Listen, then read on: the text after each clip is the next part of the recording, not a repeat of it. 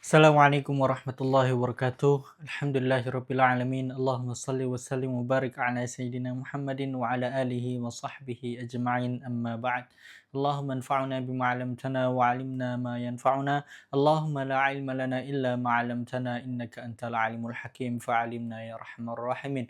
Rabbi zidna 'ilma warzuqna fahma wa zidna huda. Allahumma amin. Alhamdulillah teman-teman semua, kita masuk lagi ke materi baru. Kali ini kita akan lengkap ke bagian-bagian yang masih berhubungan juga sedikit dengan materi sebelumnya.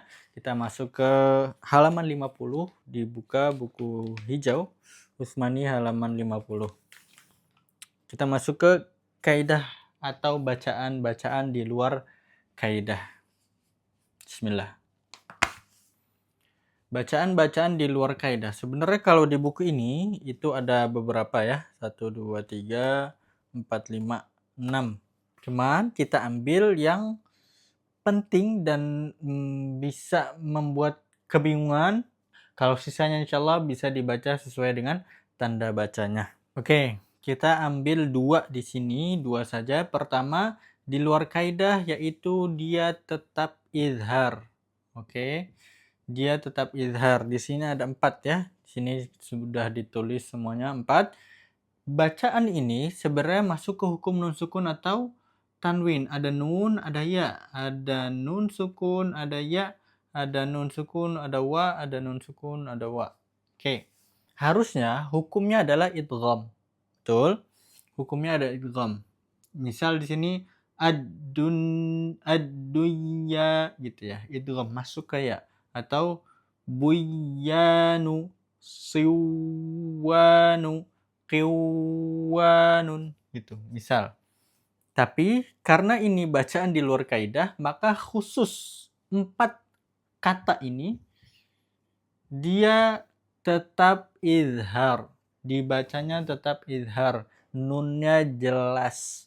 Jadi bacanya ad-dunya, bunyanu, bunyanu, sinwanun, sinwanun, qinwanun, qinwanun. Kenapa begitu? Karena idgham harus nun atau tanwinnya bertemu di 2 kata yang berbeda. Di sini nun sukun misalnya, di sini ada kata baru.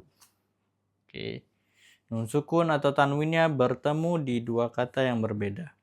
Sehingga kalau dia bertemu di satu kata, dia tetap izhar. Tapi satu Al-Quran cuman ada 4 ini saja. Pengecualian yang dia tidak idgham tapi dia izhar. Oke, hafalin baik-baik ketika ada kata ini nanti di tilawah-tilawah teman-teman semua itu dibacanya izhar. Ad-dunya, bunyanu, sinwan, qinwan. Oke, di sini juga sudah ditulis ya. Ada di surat apa, ayat berapa. Kemudian yang kedua kita lengkap yang matsilah qasirah. Kita masuk langsung ke tentang ada sin kecil. Oke. Mungkin teman-teman yang sudah pernah hatam dan seterusnya nemu sin kecil, entah itu di atas shad atau di bawah shad. Oke. Biasanya di mushaf ada sin kecil, kadang sih bukan biasanya ya. Ada sin kecil di atas shad atau di bawah shad. Mana yang dibaca, apa maksudnya, tentu ini tentang qiraah dan seterusnya. Maka kaidah mudahnya adalah siapa yang ada di atas maka itu lebih masyhur untuk dibaca seperti itu. Siapa yang hurufnya ada di atas maka lebih masyhur dibaca huruf yang ada di atas. Misal di sini ada basṭah, bas pakai so. Tapi karena yang di atas adalah sin, maka dia lebih masyhur, lebih terkenal, lebih populer untuk dibaca sin. Basṭah, basṭah, poh, basṭah, bukan bas. Oke, kalau ini sinnya ada di bawah, yang di atas shad.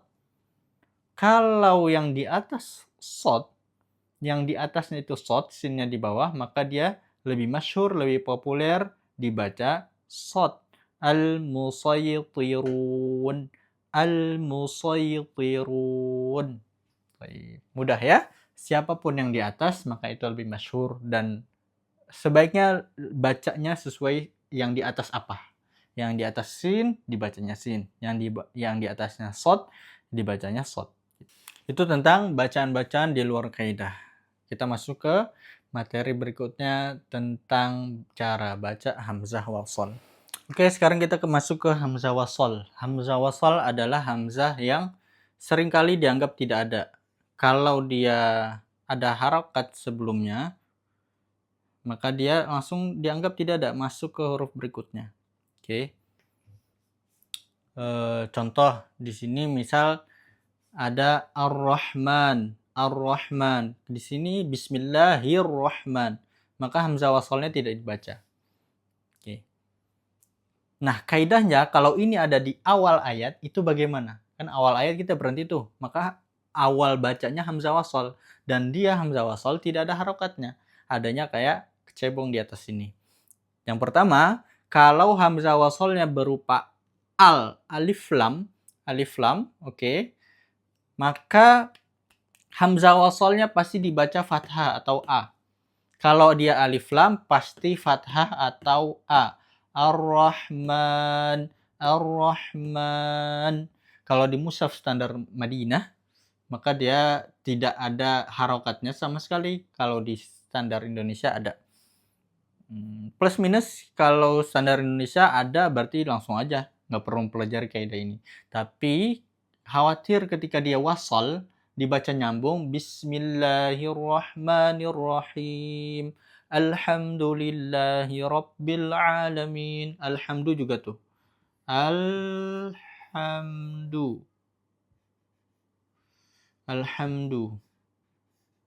Alhamdulillah. Kan kalau nyambung Bismillahirrahmanirrahim. Alhamdulillah. Kalau dia tidak ngerti dan dia pakai mushaf Indonesia itu kan ada tanda ininya nih. Khawatir dia bacanya Bismillahirrahmanirrahim. Mi'alham. Nah itu salah. Hamzah wasal kalau nyambung, kalau wasal maka dia tidak dibaca. Oke, kaidah pertama, kalau dia alif lam bentuknya, maka dia pasti dibaca fathah. Kalau alif lam pasti fathah. Kemudian yang khawatir atau yang seringkali bikin bingung adalah kalau dia hamzah wasal biasa, bukan yang alif lam. Contohnya ini, bacanya apa gitu ya. Ini bacanya apa? Tidak ada harokatnya. Ini bacanya apa? Tidak ada harokatnya. Nah, kaidahnya adalah perhatikan huruf ketiga. Perhatikan huruf ketiga dari huruf pertama. Itu huruf pertamanya alif, sin, ta. Maka huruf ketiganya 1, 2, 3, ta. Perhatikan huruf ketiga. Huruf ketiganya di sini apa? Tentu ain. Huruf ketiganya di sini apa? Ha. Apa yang diperhatikan? Harokat huruf ketiga.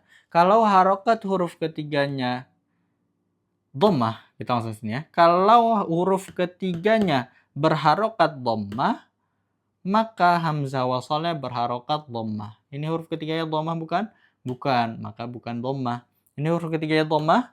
Betul, ainnya dhammah, maka dia dhammah. Huruf ketiganya dhammah, maka dia dhammah. Ini bukan dhammah, maka bukan dhammah. Kemudian, kalau huruf ketiganya fathah atau kasroh, maka dia kasroh. Dia kasroh. Jadi, kalau yang agak bingung, itu kalau nggak dhammah kasroh.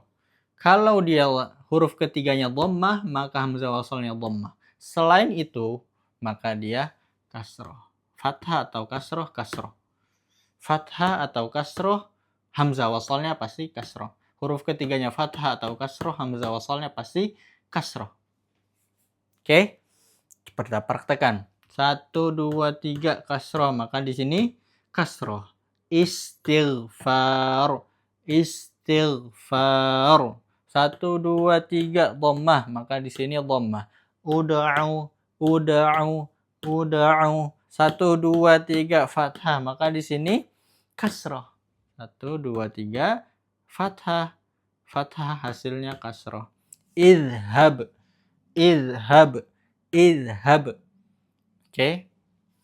Mudah ya insyaallah. Hukum-hukum ini hanya di awal saja insyaallah agak memusingkan sedikit, tapi kalau sudah terbiasa tinggal lihat huruf ketiga, kalau bukan dhammah pasti kasroh. Kalau dia dhammah maka dia dhammah. Karena kalau fathah atau kasroh awalnya kasroh, kasroh. Baik, nanti ada pengecualian. Oke, ada 7 pengecualian khusus yang selalu dibaca kasroh. 7 kata yang awalnya kalau dia dibaca awalnya ya. Sekali lagi kalau dibaca awalnya karena ini hamzah wasol. Kalau di tengah kalimat, tengah ayat biasanya dia tidak dibaca. Kalau dia kita baca pas di situ, maka dia baru dibaca a i u-nya. Oke, khusus 7 kata ini selalu dibaca i. Kasroh. Selalu dibaca i. Baik. 7 katanya apa? Ibnu, ibnatu, imru'un, imra'atun, ithnani, ithnatani, ismun. 7 kata ini selalu dibaca i.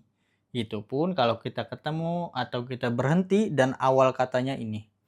Oke, kalau kita lihat sini 1, 2, 3 dhammah, dia dhammah tapi dia selalu akan dibacanya i walaupun huruf ketiganya dhammah ya. Khusus 7 kata ini. Ini 1, 2, 3 dhammah, dia tetap dibacanya i. Nah, itu 7 kata ini selalu walaupun ininya dhammah huruf ketiganya ataupun fathah atau kasroh, nggak peduli huruf ketiganya apa, 7 kata ini selalu dibaca kasroh atau i. Oke, selesai kita dari cara membaca hamzah wasal, cara membaca hamzah wasal. Lanjut kita ke materi beda lagi. Ini tentang ada hamzah di lam alif. Lam alif yang panjang ini ya. Kalau dia tidak ada hamzahnya maka dia la biasa. Oke. Kalau dia ada hamzahnya itu ada 2 penulisannya dalam mushaf standar Madinah. Madinah atau Timur Tengah atau Rasam Utsmani.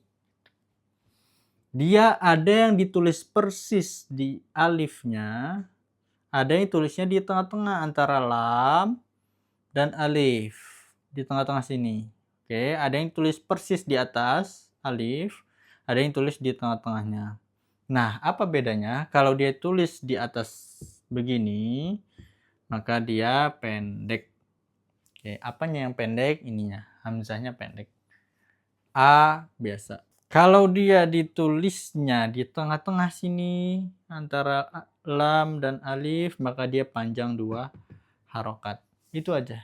Tapi seringkali orang kebingungan, kenapa ini tiba-tiba ada di tengah-tengah sini? Kalau dia ada di tengah-tengah sini, tidak ada di atas di ujung alif, maka dia dibaca panjang 2 harokat. Oke, alhamdulillah itu dia materi hari ini. Semoga ada manfaat yang bisa kita ambil dan kita praktekkan insyaallah. Semoga Allah memberikan kemudahan dan keistiqomahan kepada kita agar kita selalu dekat dengan Al-Quran. Allahumma arhamna bil Quran. Mohon maaf bila ada kata-kata yang salah. Assalamualaikum warahmatullahi wabarakatuh.